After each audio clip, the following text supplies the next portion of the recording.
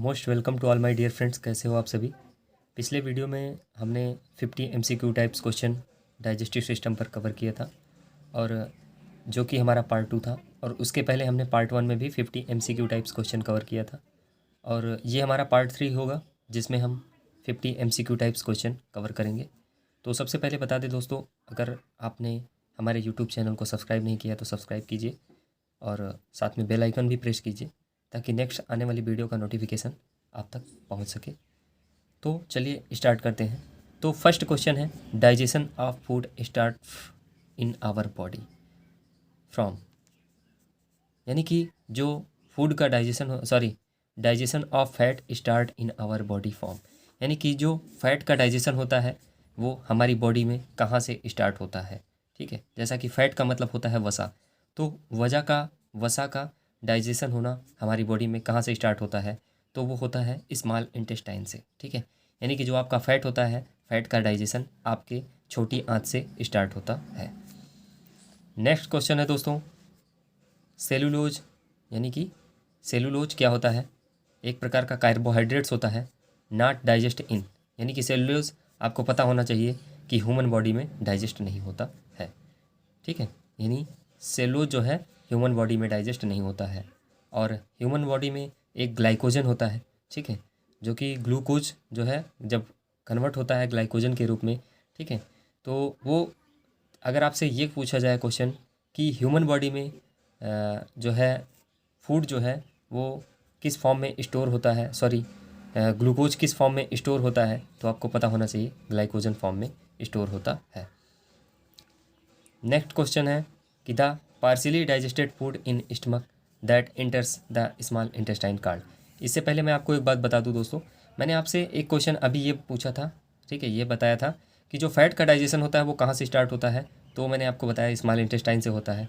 और अगर आपसे पूछे कार्बोहाइड्रेट का डाइजेशन कहाँ से स्टार्ट होता है, तो कार्बोहाइड्रेट का डाइजेशन हमारे माउथ से ही स्टार्ट हो जाता है, यानी कि हमारे बकल कैविटी यानी कि माउथ से ही स्टार्ट हो जाता है।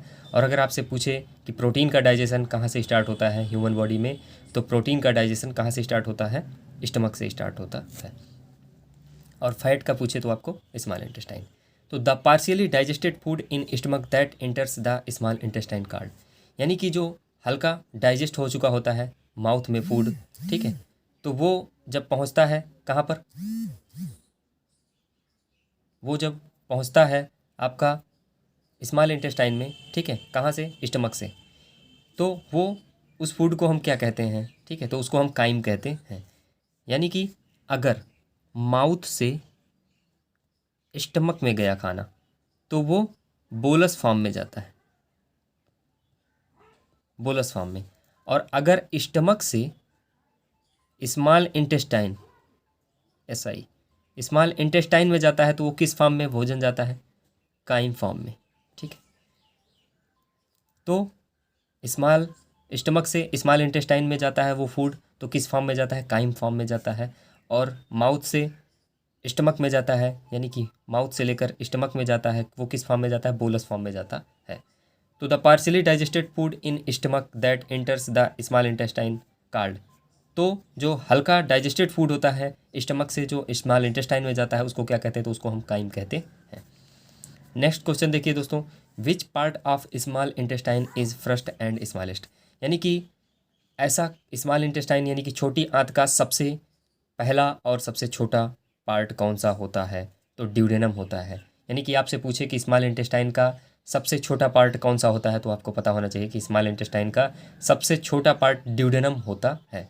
ठीक है, और यही ड्यूडेनम जो होता है ये आपके इंटेस्टाइन का सबसे पहला पार्ट होता है। फर्स्ट पार्ट पूछे तब भी ड्यूडेनम, और सबसे छोटा पार्ट पूछे, ठीक है, स्मॉलेस्ट पार्ट, तो भी वो भी ड्यूडेनम होता है। लेंथ ऑफ ड्यूडेनम, अब आपसे पूछे कि जो ड्यूडेनम होता है, ड्यूडेनम क्या होता है, स्मॉल इंटेस्टाइन का सबसे स्मॉलेस्ट पार्ट होता है, तो उसका लेंथ क्या होती है, तो उसकी लेंथ जो होती है वो 25 सेंटीमीटर होती है।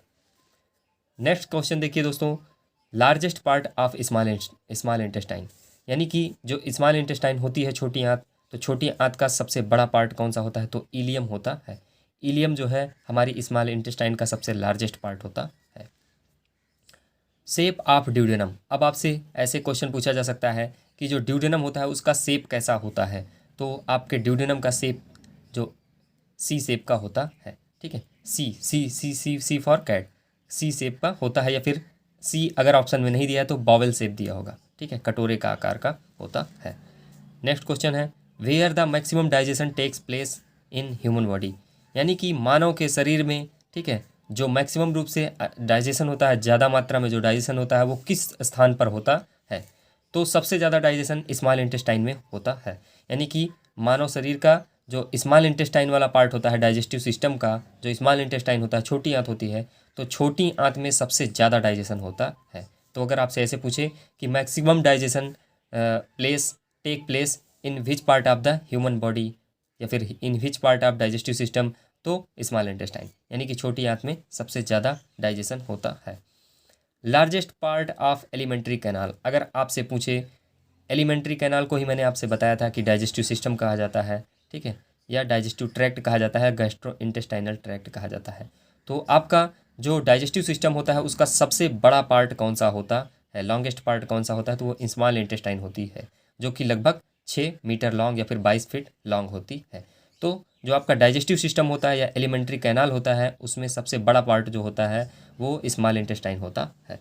नेक्स्ट क्वेश्चन देखिए दोस्तों, digestion process in human ends in, यानी कि जो डाइजेशन प्रोसेस होता है तो वो किस स्थान पर, मतलब लास्ट उसका प्लेस कौन सा होता है जहाँ पर अंतिम डाइजेशन होता है। तो अंतिम डाइजेशन ह्यूमन बॉडी में किस पार्ट में होता है, तो वो स्मॉल इंटेस्टाइन में ही होता है। स्मॉल इंटेस्टाइन फिर नीचे चल करके आगे चल के हमारी लार्ज इंटेस्टाइन से जुड़ी होती है, लार्ज इंटेस्टाइन से, लेकिन वहाँ पर फूड का डाइजेशन नहीं होता है, ठीक है। तो जो आपका डाइजेशन होता है कहाँ से वो स्टार्ट होता है, माउथ से स्टार्ट होता है, और ख़त्म कहाँ पर होता है, ठीक है, तो वो स्मॉल इंटेस्टाइन में समाप्त हो जाता है। स्मॉल इंटेस्टाइन के बाद कोई भी डाइजेशन नहीं होता है फूड का, ठीक है। तो आपसे पूछा है digestion process in human ends in, यानी कि जो डाइजेशन प्रोसेस होता है ह्यूमन में वो कहाँ पर समाप्त हो जाता है, तो वो स्मॉल इंटेस्टाइन में ही समाप्त हो जाता है, और स्टार्ट पूछे तो माउथ से स्टार्ट होता है।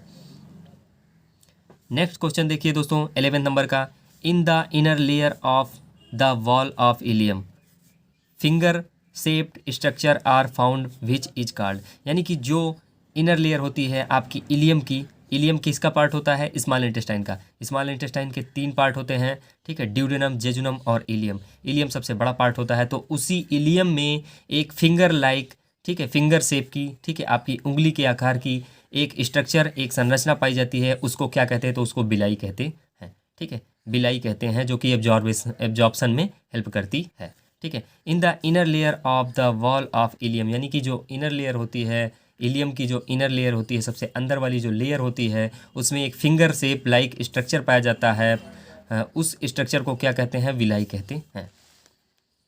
नेक्स्ट क्वेश्चन देखिए दोस्तों, which part of large intestine connect to the ileum of small intestine, ऐसा कौन सा पार्ट होता है लार्ज इंटेस्टाइन का जो कि इलियम से जुड़ा होता है। इलियम क्या, इलियम सबसे लास्ट वाला पार्ट होता है। जैसे ये इलियम यहाँ पर मान लीजिए, ये आपकी इलियम यहाँ से ऐसे समाप्त हो गई, ठीक है, तो ये आपका इलियम है, ठीक है।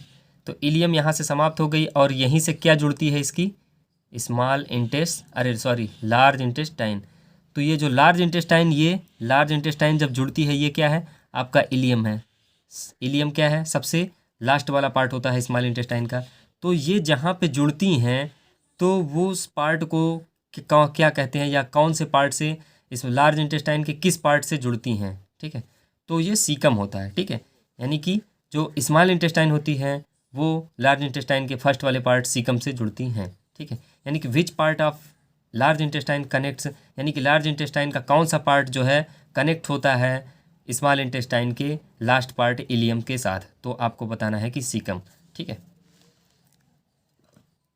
नेक्स्ट है appendix is part of, appendix एक आपने नाम सुना होगा, अपेंडिटाइटिस भी हो जाता है, ठीक है, अपेंडिसाइटिस भी हो जाता है। तो अपेंडिसाइटिस का मतलब होता है कि जो आपका अपेंडिक्स है उसमें इन्फ्लामेशन हो जाना, ठीक है। तो अपेंडिक्स होता है, अपेंडिक्स किसका पार्ट होता है, तो अपेंडिक्स जो है सीकम का पार्ट होता है, यानी कि लार्ज इंटेस्टाइन। और सीकम किसका पार्ट होता है, सीकम जो है फर्स्ट पार्ट होता है लार्ज इंटेस्टाइन का, ठीक है।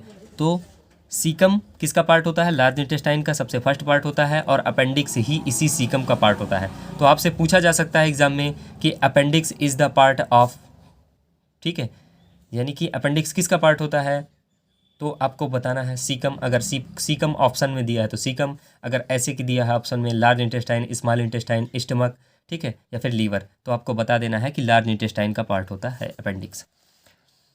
Appendix is a which types of organ. Appendix अब किस प्रकार का ऑर्गेन्स होता है, तो अपेंडिक्स जो होता है एक वेस्टिगल ऑर्गेन्स होता है, ठीक है। वेस्टिगल ऑर्गेन्स इसलिए कहा गया है क्योंकि इसका हमारी बॉडी में कोई काम नहीं होता है, ठीक है। तो अपेंडिक्स किस प्रकार का ऑर्गन होता है, तो अपेंडिक्स एक वेस्टिगल ऑर्गन होता है। नेक्स्ट क्वेश्चन है which valve prevents the food stuff to go back to small intestine. यानी कि एक वाल्व होता है जो कि स्मॉल इंटेस्टाइन में प्रेजेंट होता है, ठीक है। Which valve prevents the food stuff to go back to small intestine, ऐसा कौन सा मतलब कि क्या प्रेजेंट होता है, ठीक है, वाल्व प्रेजेंट होता है ऐसा, या मतलब कौन सा वाल्व प्रेजेंट होता है जो कि फूड को वापस स्मॉल इंटेस्टाइन में जाने से रोकता है, ठीक है। जैसे कि आपका फूड जो है वो लार्ज इंटेस्टाइन में पहुंच गया है, तो लार्ज इंटेस्टाइन से फिर वो वापस स्मॉल इंटेस्टाइन में ना पहुंच जाए, ठीक है, वापस, तो उसको कौन रोकता है वापस जाने से, ठीक है। तो उसको इलियोसिकल वाल्व एक होता है, वही वाल्व जो है आपके लार्ज इंटेस्टाइन से भोजन को जो आपका डाइजेस्टेड फूड है, ठीक है, पूरी तरीके से वो स्मॉल इंटेस्टाइन में ना चला जाए, उसको रोकने का काम करता है आपका इलियोसिकल वाल्व। नेक्स्ट क्वेश्चन है फंक्शन ऑफ लार्ज इंटेस्टाइन। जो आपकी बड़ी आंत होती है उसका मेन फंक्शन क्या होता है, तो absorption of water, minerals and drugs. यानी कि जो आपकी लार्ज इंटेस्टाइन होती है उसमें कोई भी डाइजेशन का प्रोसेस नहीं होता है, ठीक है, नो डाइजेशन, ठीक है, और एब्जॉर्प्शन ऑफ वाटर, लेकिन उसमें क्या होता है, वाटर का एब्जॉर्प्शन होता है, मिनरल्स का एब्जॉर्प्शन होता है और ड्रग्स का एब्जॉर्प्शन होता है।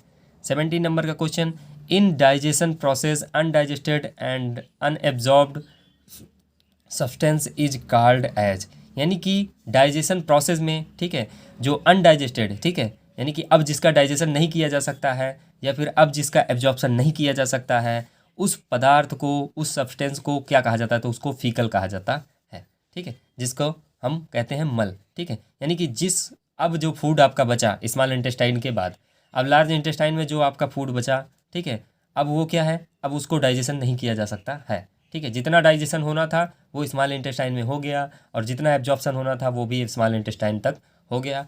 अब उसके बाद वो जो सब्सटेंस आपका बचा हुआ है उसको हम फीकल कहते हैं।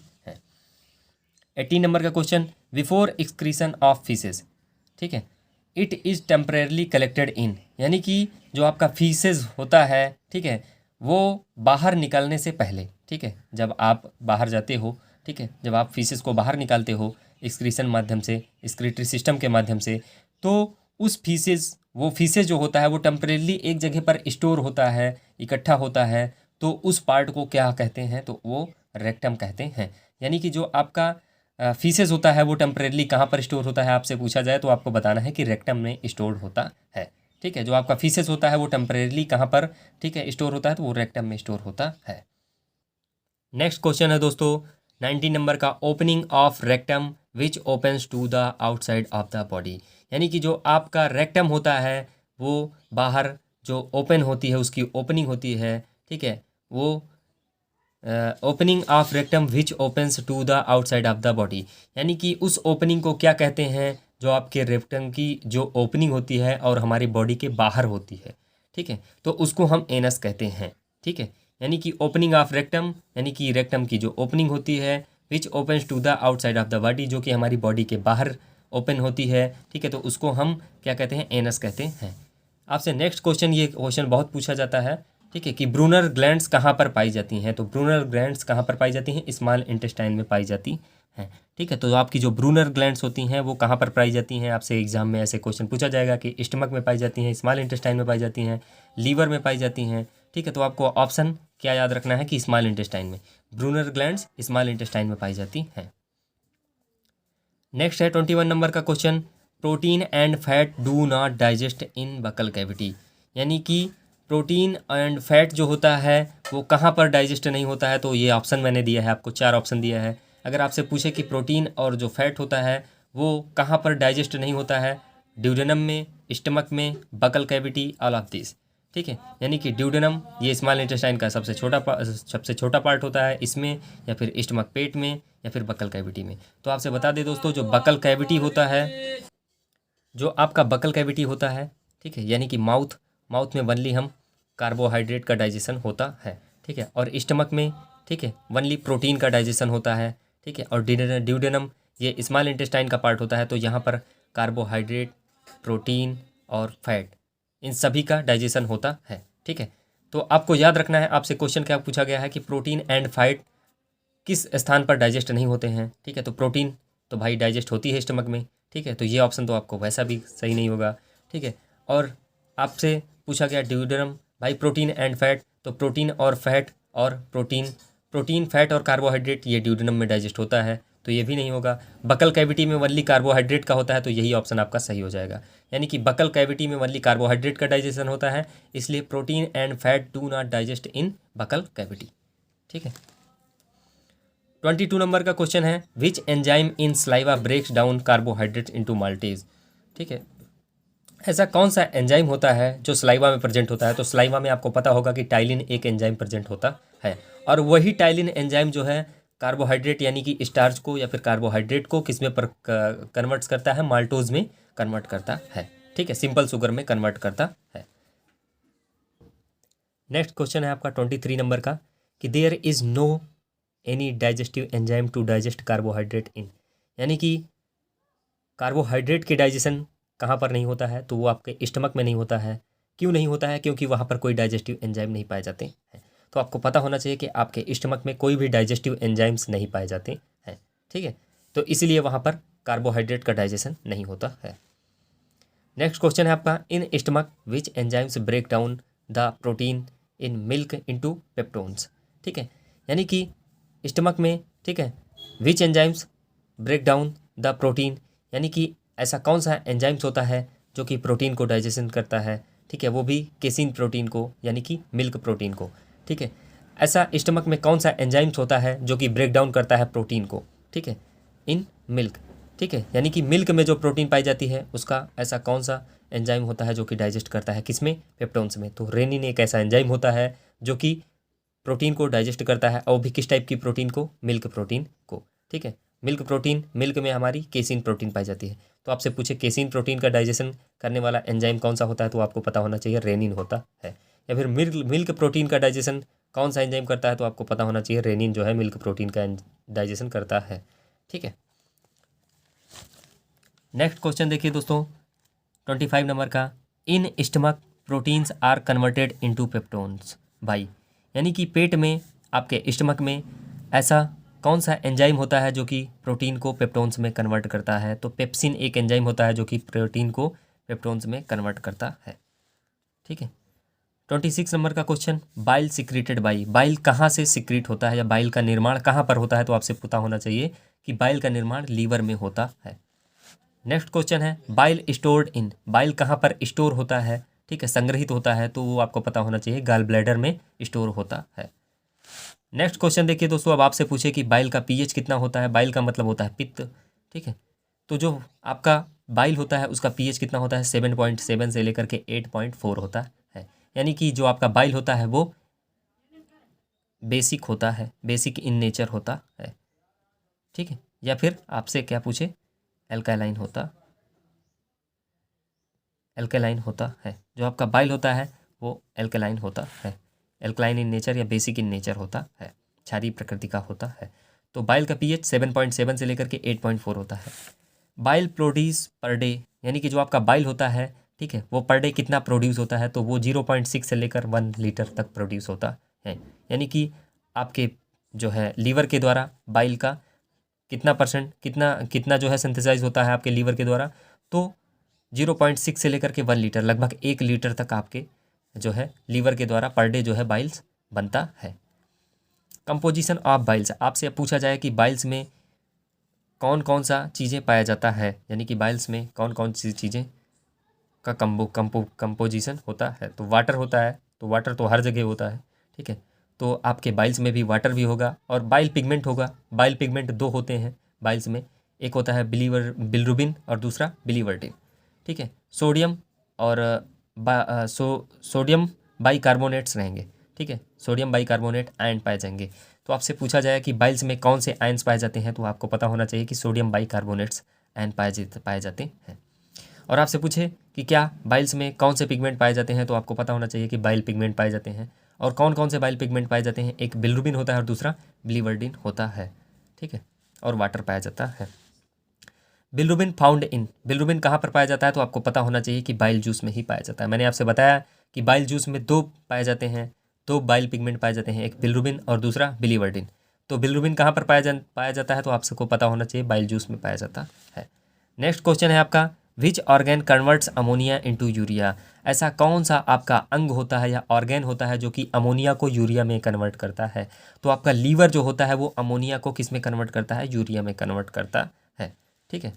नेक्स्ट क्वेश्चन है आपका, which organs convert excess glucose into glycogen and store it. यानी कि ऐसा कौन सा आपका ऑर्गेन होता है ह्यूमन बॉडी का या अंग होता है जो कि ज़्यादा मात्रा में जब ग्लूकोज हो जाता है तो उसको ग्लाइकोजन में कन्वर्ट कर देता है और स्टोर भी कर लेता है, तो वो लीवर होता है। यानी कि जब ज़्यादा मात्रा में ग्लूकोज होगा तो उसको ग्लाइकोजन में कन्वर्ट करने का काम भी लीवर का होगा और ग्लाइकोजन को स्टोर करने का काम भी लीवर का होता है। नेक्स्ट क्वेश्चन है 34 नंबर का, फाइब्रिनोजन इज सिंथेसाइज बाई। जो आपकी फाइब्रिनोजन एक टाइप्स की प्रोटीन होती है, ठीक है, या फिर ये एक क्लॉटिंग फैक्टर के रूप में भी काम करता है। तो जो फाइब्रिनोजन होता है वो किसके द्वारा सिंथेसाइज होता है, यानी कि फाइब्रिनोजन का निर्माण किसके द्वारा होता है, तो लीवर के द्वारा होता है। तो जो फाइब्रिनोजन होती है वो भी लीवर के द्वारा ही बनाई जाती है। नेक्स्ट क्वेश्चन है दोस्तों कि vitamin B12 and iron store in. यानी कि विटामिन B12 और आयरन कहाँ पर स्टोर होते हैं, आपसे पूछा जाए तो वो लीवर में स्टोर होते हैं, ठीक है। यानी कि विटामिन B12 और आयरन कहाँ पर स्टोर होते हैं, तो वो लीवर में स्टोर होते हैं। और फैट सोल्यूबल विटामिन्स कहाँ पर स्टोर होती हैं, फैट सोल्यूबल विटामिन्स कौन कौन सी होती हैं, A, D, E and K। यानी कि फैट सोल्यूबल विटामिन कहाँ पर स्टोर होती हैं, तो वो भी लीवर में स्टोर होती हैं।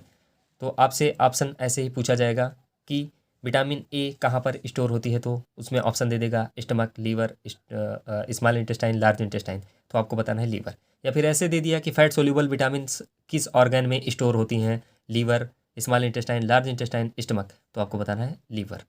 और विटामिन B12 और आयरन कहाँ पर स्टोर होता है, तो वो भी लीवर में ही स्टोर होता है।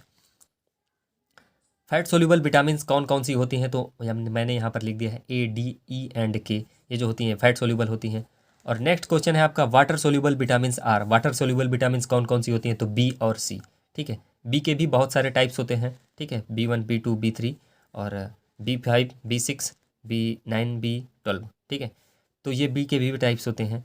तो वाटर सोल्यूबल विटामिन कौन सी होती है, तो वो वाटर सोल्यूबल विटामिन B और C होती है। यानी कि जल में घुलनशील विटामिन का नाम विटामिन B और विटामिन C, और वसा में घुलनशील विटामिन का नाम vitamin A, D, E and K। Which vitamin are water and fat both soluble. ऐसी कौन सी विटामिन होती है जो कि वाटर में और फैट में दोनों में सोल्यूबल होती है, तो विटामिन B12 एक ऐसी विटामिन होती है जो कि जल में भी घुलनशील होती है और वसा में भी घुलनशील होती है, ठीक है। तो vitamin B12 is also soluble in water and fat, ठीक है। नेक्स्ट क्वेश्चन है 40 नंबर का कि प्लाज्मा प्रोटीन सिंथेसाइज बाई, या फिर प्लाज्मा प्रोटीन जो होता है उसका निर्माण कहाँ पर होता है, या फिर प्लाज्मा प्रोटीन किसके द्वारा जो है बनाई जाती है, तो लीवर के द्वारा। आपसे पूछे कि जो प्लाज्मा प्रोटीन होती है वो किसके द्वारा बनाई जाती है, तो वो लीवर यानी कि यकृत के द्वारा बनाई जाती है। यानी कि प्लाज्मा प्रोटीन का निर्माण कहाँ पर होता है, तो लीवर में होता है। Albumin and globulin synthesize by. अब आपसे पूछा जाए कि एल्ब्यूमिन और ग्लोब्यूलिन जो होती हैं वो किसके द्वारा बनाई जाती हैं, या फिर उनका निर्माण कहाँ पर होता है, तो वो लीवर में होता है या फिर लीवर के द्वारा बनाई जाती हैं। नेक्स्ट क्वेश्चन है दोस्तों आपका 42 नंबर का, पैनक्रियाज इज विच शेप। यानी कि पैनक्रियाज का शेप कैसा होता है, तो पैनक्रियाज जो होता है आपका पैनक्रियाज वो लीफ यानी कि पत्ती के आकार का ऑर्गेन्स होता है, ठीक है। 43 नंबर का क्वेश्चन है, second largest gland of human. यानी कि मनुष्य की सेकंड जो है दूसरी सबसे बड़ी ग्रंथि कौन सी होती है, तो वो आपकी पैनक्रियाज होती है, ठीक है, पैनक्रियाज होती है। जो आपकी सेकंड लार्जेस्ट ग्लैंड होती है वो पैनक्रियाज होती है, और जो फर्स्ट लार्जेस्ट ग्लैंड होती है वो लीवर होती है। नेक्स्ट क्वेश्चन है, पैनक्रियाज इज ए। पैनक्रियाज क्या है, पैनक्रियाज एक मिक्स ग्लैंड होती है, ठीक है। यानी कि यह एक मिश्रित ग्रंथि होती है, यानी कि इसमें ये जो है इंडोक्राइन ग्लैंड्स भी पाए जाते हैं और एक्सोक्राइन पार्ट भी पाया जाता है। इंडोक्राइन और एक्सोक्राइन दोनों पार्ट से मिलकर पैनक्रियाज आपका बना होता है, ठीक है। यानी कि ये डाइजेस्टिव जूसेस भी सिक्रीट करते हैं और हार्मोन्स भी सिक्रीट करते हैं, इसीलिए इनको मिक्स्ड ग्लैंड कहते हैं, ठीक है। विच gland is partially surrounded by duodenum, ऐसी कौन सी ग्रंथि होती है जो कि हल्का आपके ड्यूडेनम, ड्यूडेनम क्या होता है, स्मॉल इंटेस्टाइन का सबसे छोटा पार्ट होता है। तो ऐसा कौन सी ग्लैंड होती है, ग्रंथि होती है जो कि ड्यूडेनम के द्वारा हल्का वो घिरी हुई होती है या सराउंडेड होती है। तो पैनक्रिया जो होती है वो ड्यूडेनम से सराउंडेड होती है।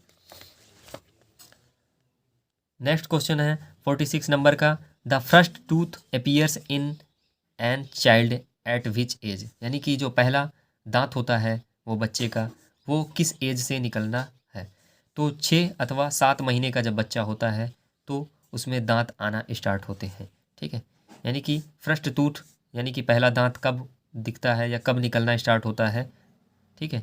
तो जो है बच्चे में तो वो किस एज में स्टार्ट होता है, 6 से 7 महीने का। जब बच्चा 6 से 7 महीने का होगा तब जो है उसके दांत आना स्टार्ट हो जाएंगे। नेक्स्ट क्वेश्चन है, the milk teeth is completed by which age, यानी जो मिल्क टीथ होते हैं आपके दूध वाले दांत, इनकी संख्या लगभग 20 होती है। तो ये जो दूध वाले दांत होते हैं आपके, ठीक है, ये कितने साल में सारे आ जाते हैं, ठीक है। तो 2 साल में, लगभग जब बच्चा 2 साल का होता है तो उसके सारे दूध वाले दांत आ जाते हैं। मिल्क टीथ जो है वो कंप्लीटेड हो जाते हैं किस एज में, 2 साल की एज में। The permanent teeth appear at which age, जो परमानेंट टीथ होते हैं, ठीक है, स्थायी दांत होते हैं, वो किस एज से आना स्टार्ट होते हैं। तो वो 6 साल की एज से स्टार्ट होते हैं। 5 या 6 साल में जो है आपके परमानेंट जो टीथ होते हैं वो आपके आना स्टार्ट होते हैं। नेक्स्ट क्वेश्चन है, the wisdom teeth appears at which age, जो आपके बुद्धि वाले दांत होते हैं वो किस उम्र से आना स्टार्ट होते हैं या फिर अपीयर होना स्टार्ट हो जाते हैं। तो जो आपके विजडम यानी कि बुद्धि वाले जो दांत होते हैं वो 18 से 25 साल की एज में आना स्टार्ट हो जाते हैं। नेक्स्ट क्वेश्चन है 50 नंबर का, percentage of water in saliva, जो आपका सलाइवा होता है, सलाइवा SALIVA, ठीक है, जो आपका सलाइवा है उसमें कितने % वाटर होता है। तो आपको पता होना चाहिए सलाइवा में 99% वाटर होता है, ठीक है। और सॉलिड पार्ट्स होते हैं 1% में। तो जो सलाइवा होते हैं उसमें कितने % जल पाया जाता है, वाटर पाया जाता है। तो 99% वाटर पाया जाता है। थैंक यू सो मच दोस्तों। Okay, bye bye, take care.